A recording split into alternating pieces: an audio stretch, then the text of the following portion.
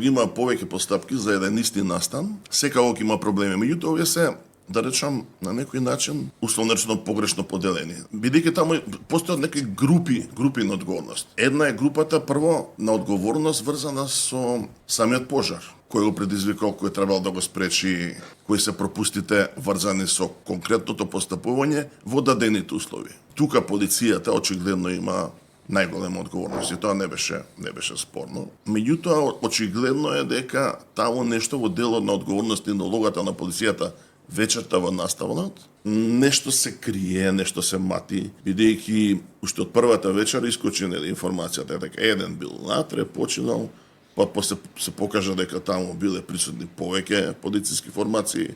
Закажена акција, па таа е одложена. Приказката тука се комплицира веројатно со пробување да се менаџира кој би можел евентуално да се спаси од одговорноста, бидејќи повеќе или помалку е познато што се случувало. И прашање е дали тоа менаџирање воопшто можно да биде успешно, бидејќи се покажува и од претходните работи кога они се обидуваат да спасат и дел од одговорноста за своите условно речено кадри. Тука има нешто многу нејасно, ама мислам дека тоа во ваква мала држава, кај што викаш ти во Америка исцурува, мислам дека во наша држава ќе се.